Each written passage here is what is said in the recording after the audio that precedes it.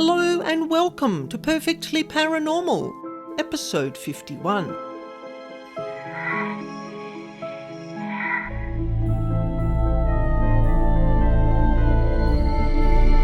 My name's Annaschmidt, and I'm here every week to share with you true paranormal encounters and information about devils, demons and dark energy beings that no one else talks about.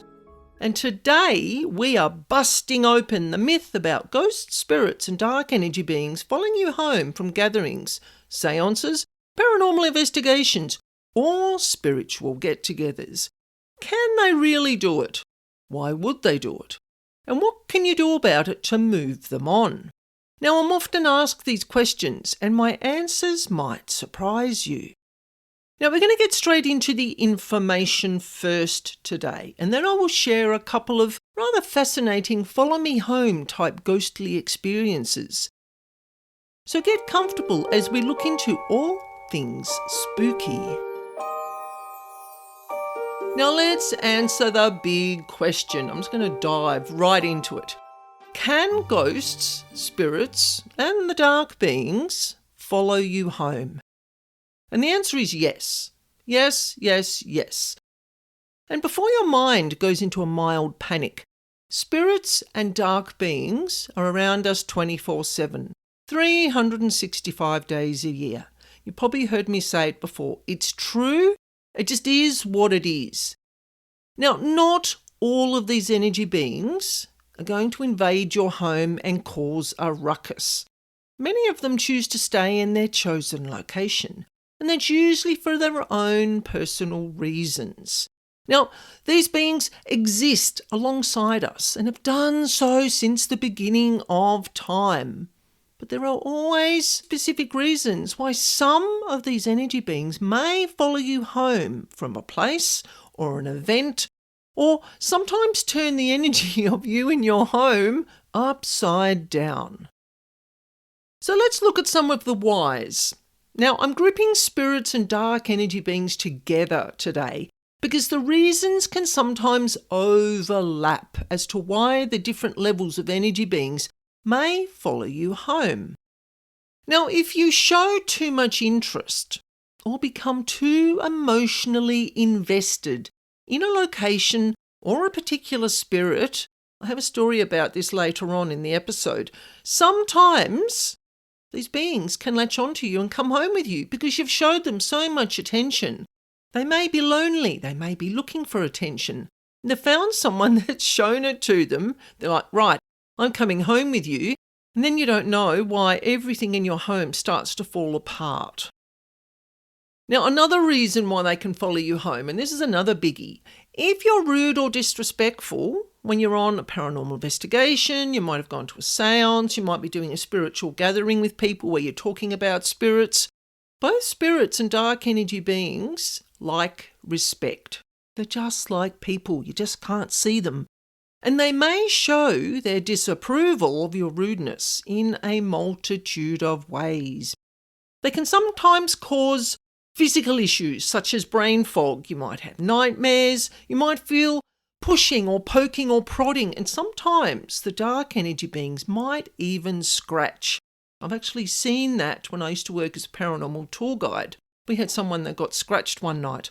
Sometimes things can happen in your home, like your favourite coffee mug may mysteriously fall off the bench for no reason, your car keys go missing, and you are normally very organised. These can be some of the signs that there is something in your home that is looking to instigate revenge. Because they do this. I have experienced it numerous times. I am talking from personal experience, but also from client experience. Now, quite often, people want to do spirit transition work. And if you put that out there, if you put that vibe out there, they will come. So many people think the work is fun and exciting, but they don't really think it through and find that they feel suddenly tired all the time. They can't sleep, they're having dark dreams, they're experiencing tugs on their pillows or their blankets, items going missing, or they start experiencing really random, strange bouts of bad luck. That's just a few examples.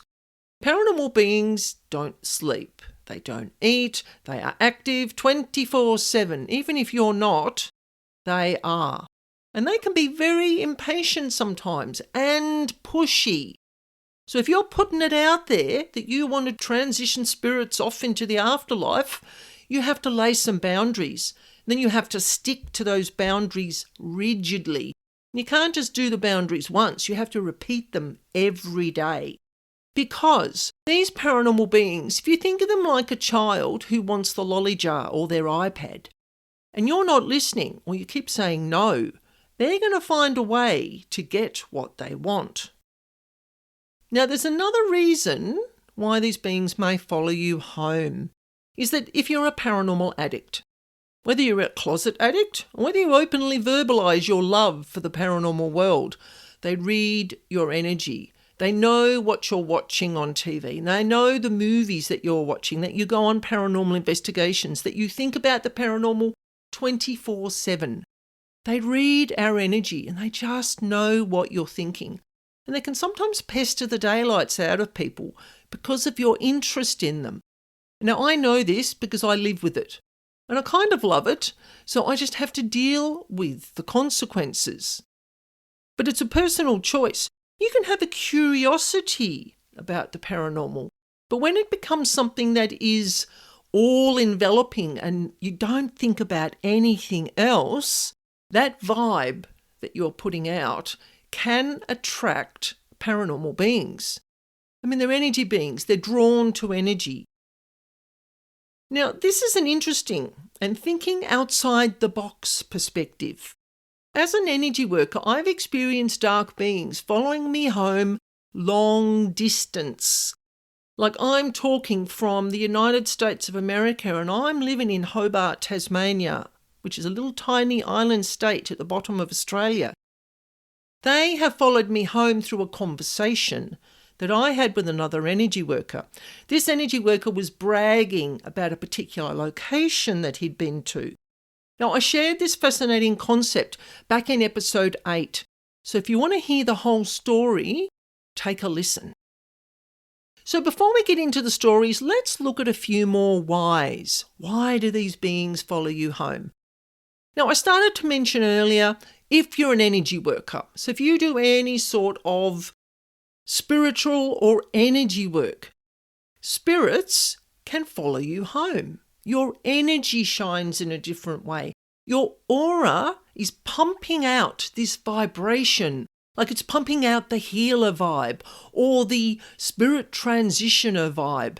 And random spirits might follow you home. Like seriously, if they've got unfinished business or unresolved emotions tying them to the living world, they want closure, they want assistance, they want acknowledgement from the living.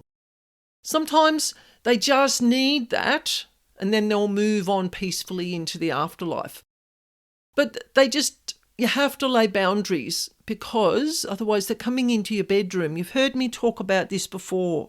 Coming into the bedroom all hours of the night and poking and prodding and pushing because they want what they want when they want it. Now, sometimes I find spirits will come out of the shadows in homes to be acknowledged when I'm doing house clearing work. They want to share an experience with me. They want me to help transition them. And through that process of their transitioning, I release an emotion for them. Usually it's something like distress or sadness or despair. I will actually feel that emotion as they transition through me. And this is another reason why they can follow you home. Spirits can sometimes be drawn to specific locations or individuals who they share a connection with. They can be friends, they can be family, they can be workmates. Now, this is just like a story that I shared back in episode 20, which is called Why Spirits Stay. That story told of a spirit friend who wondered why his best mate wasn't at his funeral. So this spirit went to his mate's house and he was banging about, knocking things off benches, terrorising the children. Not really, I shouldn't say that. He wasn't terrorising the children, but he was a presence in the home that was frightening people. So he wanted his friend's attention and he wasn't leaving the earth realm until he found out why his best mate wasn't at the funeral. And I have to tell you, if you want to listen to that episode, there is something truly wonderful that happens at the end of that story. It's one of these stories that I will always remember and always share with people. Spirits are simply soul energy that has left the body. The person, if they're still in the earth reality, still has the same emotions, the same thoughts, the same behaviours. If they want your attention, they will find a way to do it. Now, talking about best friends coming and being in your home, spirit relatives may linger in the earth reality and they can follow their family members around. Now, there's a couple of reasons why they do this. Is that they may have attachments or unfilled desires, or they just need to give somebody a message. And they may choose to follow someone home in the hope of finding a resolution or getting a, "Excuse me, I'm trying to talk to you." A lot of people don't see them, don't feel them. Well, some people do feel them but don't want to deal with them, which is understandable because it's a specific line of work. I shouldn't really call it work, but it is. Now, sometimes spirits may be attracted to places with high emotional energy. Now, I know this firsthand, such as a very well-known haunted site here in southern Tasmania, which used to house many, many people with mental and emotional difficulties, right back to convict times. Now, I used to work there as a paranormal tour guide. I was there for about 18 months. And I used to call it the spirit hub or the energy hub. We used to get a lot of spirits come to that location that weren't from that location because the place was pumping out such a vibration that a lot of spirits were drawn to it. And I'm sure, I wasn't allowed to tell the guests this, but I am sure that sometimes the spirits would follow tour guests home. But they generally just visited people and then returned to the site, or then went back to wherever else that they came from. But spirits are curious. They just want to be around people. A lot of the time they're lonely, right? They don't know that they've died sometimes, and they will follow people around because that is what they would have done when they were alive. They're just going about their business, doing whatever it is that they would have done. They may go to their workplaces. You know, I talked about Harold. I can't remember which episode it is, but there's a security guard. This is a lovely, lovely story. I'm not in the story section yet, but I'm sharing this anyway. Harold is in spirit form. Harold was a security guard. And in spirit, he is still a security guard because he wants to be. Now, he protects a particular building in a town in southern Tasmania. And a friend of mine's daughter was about to start work there. And she's quite often there by herself, early in the morning, later in the afternoon. And she would hear knocking, banging, scratching, doors rattling, footsteps, like heavy footsteps. So she got her mum to contact me and I tuned into the building and there I met Harold. Love him. It's not Harry, it's Harold. And he's just there doing his job because he loves his job. He's not technically following anyone home, but he's in a workplace. I talked to the mum recently and she said that when her daughter goes to work and they're there and there's a few other people there now in that building, that if they don't acknowledge Harold with a "Good morning, Harold," "Good night, Harold," he will kind of bang on the walls and sort of rattle things to get their attention because he wants acknowledgement. Now, whether he's doing that in jest, whether it's a bit of humour, whether it's just his personality, I don't know because I didn't know Harold when he was alive. But he's still in that location because he wants to be. Some individuals, we're talking living individuals here, can be particularly energetically sensitive. I'm one of them. This is how I can educate people about this because I live it every day. Some people are open in a spiritual sense or in an energetic sense, or they're going through really intense emotions or significant life changes that can sometimes inadvertently attract spiritual energies. Now, this is your higher vibrational beings, but it's also your lower vibrational beings, and sometimes the spirits in between will just follow people around. They're like, there goes someone working on their spiritual self. Oh, I can see their vibrations changed. How spirits see us is a conversation I haven't had in depth yet. I have a little bit of information, but that's a topic for another episode. But it would be interesting to see or to understand how spirits understand our energy. How do they see us? Do they feel it? Do they see it? Do they just know it? It's one of those topics that hasn't really been uncovered by anyone yet, but I will get to it eventually. Now I've put the vibe out there. I'm sure there'll be some information that comes forward. Now, last but not least, some spirits may follow people around for protective reasons. Harold is he's protecting a building, not technically people, but he's kind of doing this. Relatives in spirit form may choose to accompany friends and family to offer guidance, support, or protection. Now, I've had experiences with this, with people and even animal spirits, when I've been doing house clearing work. Now, if they want to stay, they stay. I leave them to do their work.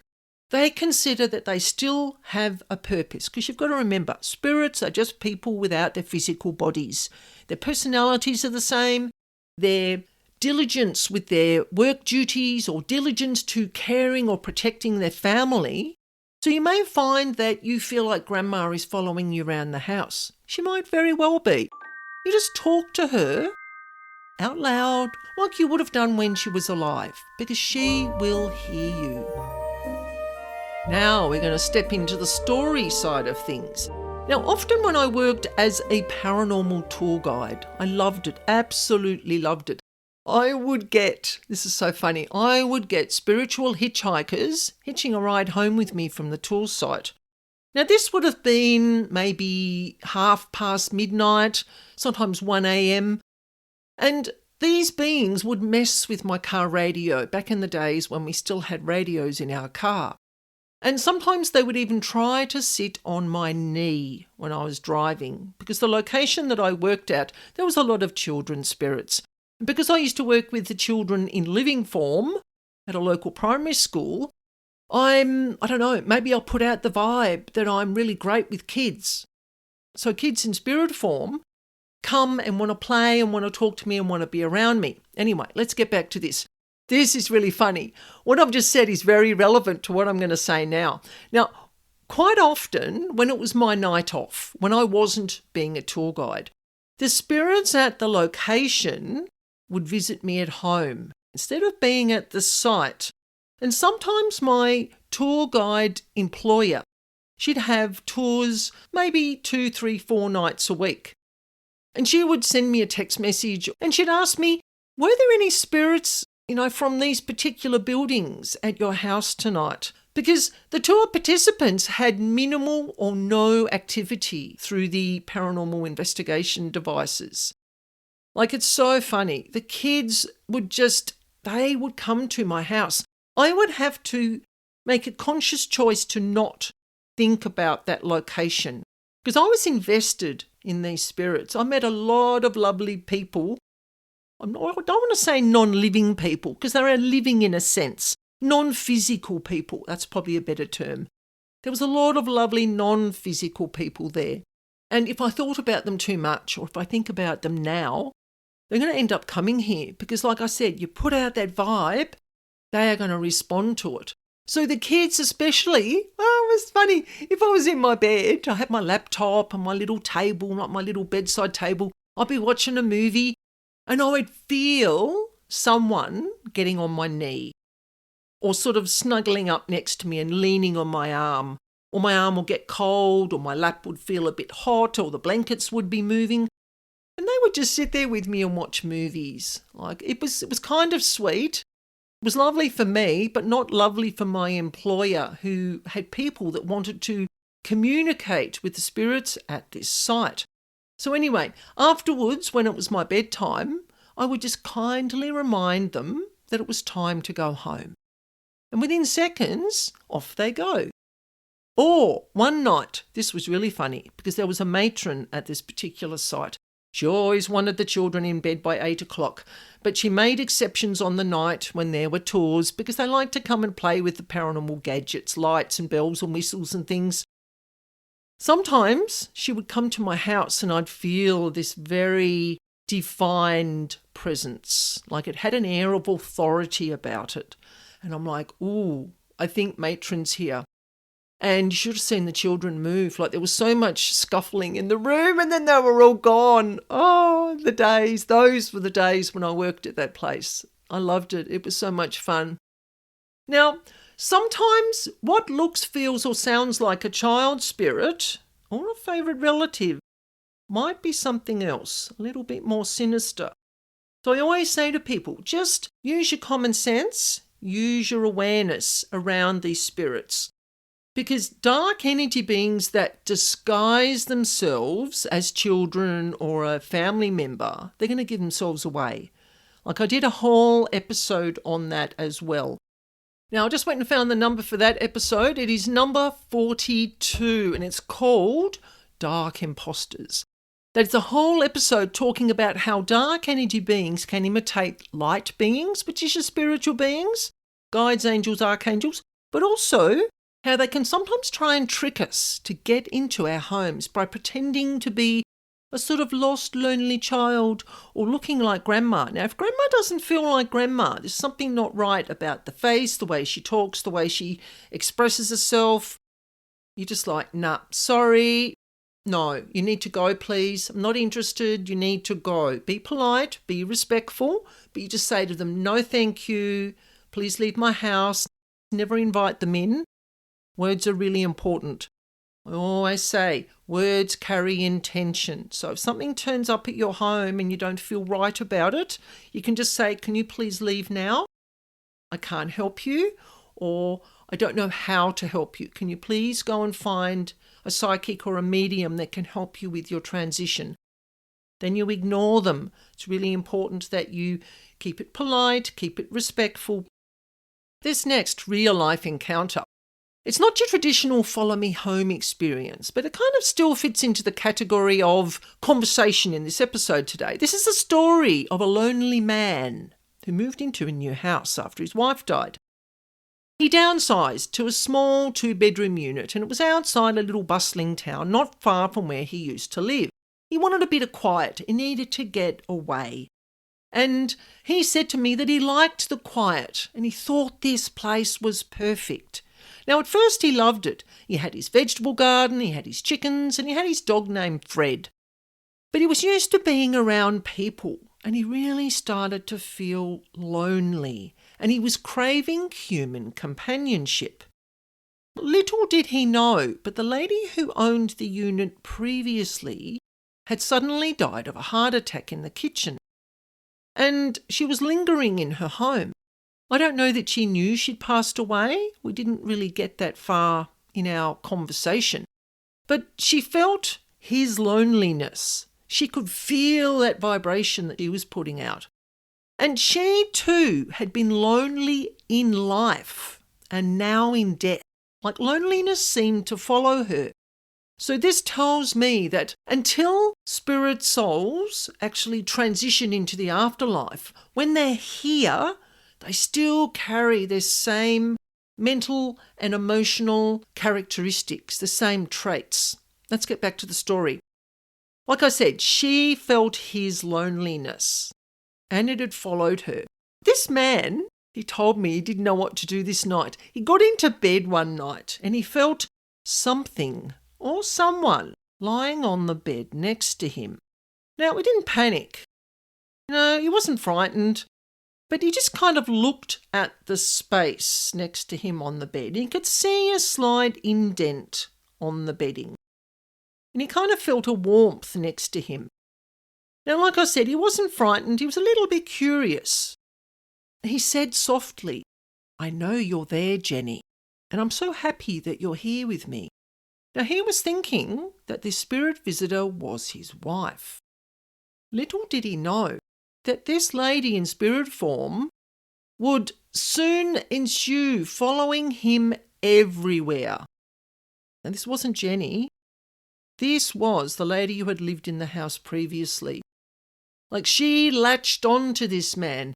And he said to me, she went everywhere with me, in the unit, in the garden, to the shops, to the pub, on the bus, while he prepared dinner, and his toilet wasn't even safe from her presence. Now, a friend referred John to me, and I rang John that night, and I listened to his story about his spirit attachment. She's like some groupie, he said. He said, I just can't take it anymore. Can you please help? And help I did. Now, John sent me his address along with a photo of the front of the house, and I tuned in, asking permission of the land energies and the spirit of place in the home to enter the home and speak with the resident spirit lady. And as soon as I did that, there she was, in her pink, fluffy dressing gown. She was standing right next to John in the kitchen. Now, I don't mean like social distancing distance. I mean like right next to John. John didn't know what to do with this lady, so he just started to ignore her. There was no sort of comforting conversations or jokes. She was getting the silent treatment, and she didn't quite understand why her new friend was avoiding her. So I kind of felt a little bit sorry for her. But she was being needy, like she was in his face and he just couldn't cope. And also too, her presence, who knows what sort of grief or trauma that was bringing up in John because his wife had passed.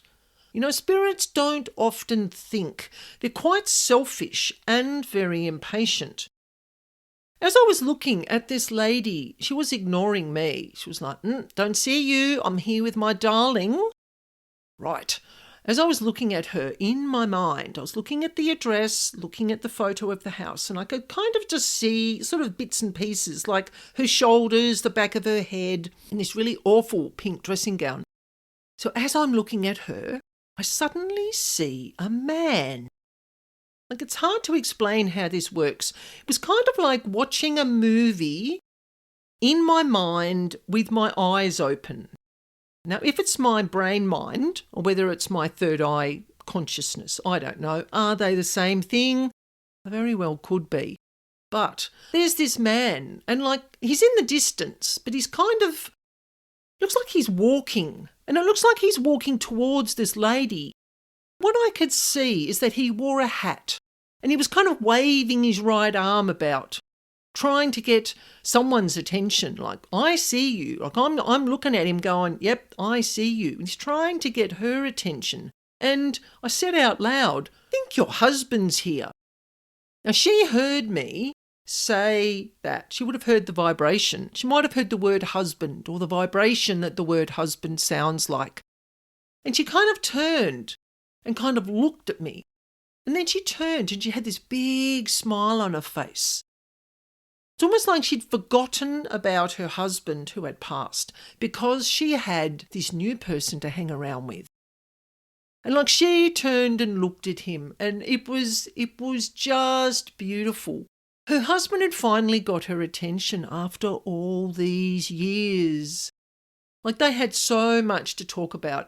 She hugged him, and held him and hugged him a bit more.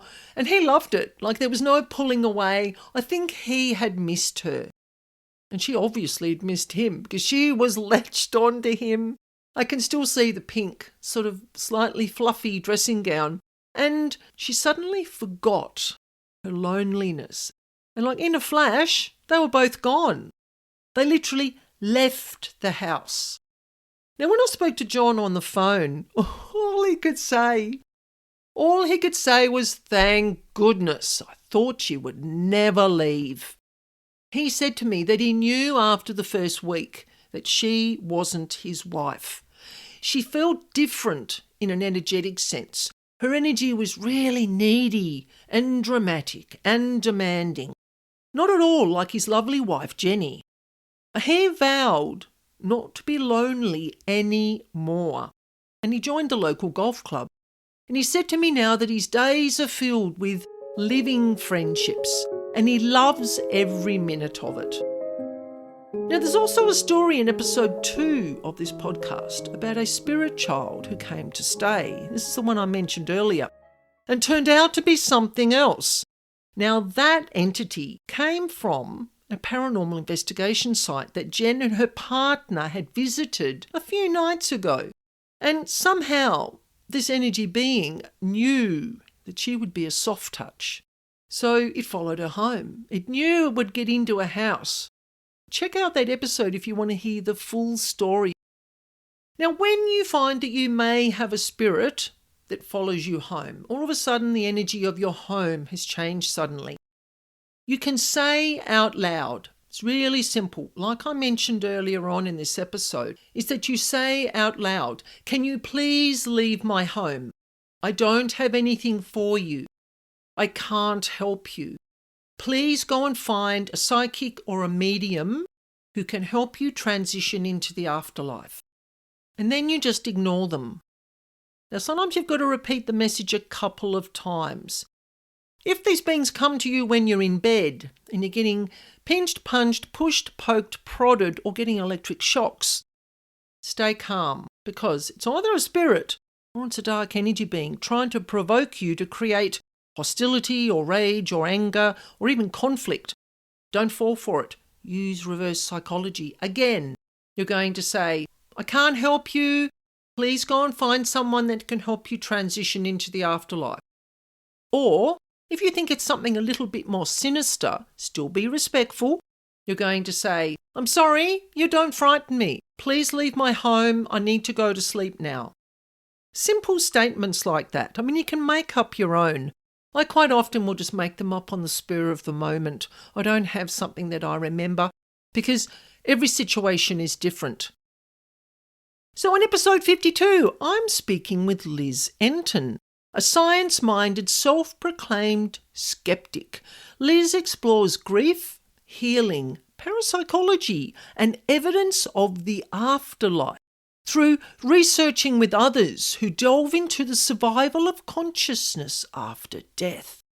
And Liz also shares some of her paranormal experiences with her dad, and he got her attention with, of all things, feathers. She also shares an experience about one of her beloved pets visiting from the other side, and how she practiced mediumship one day and was completely blown away by her accuracy.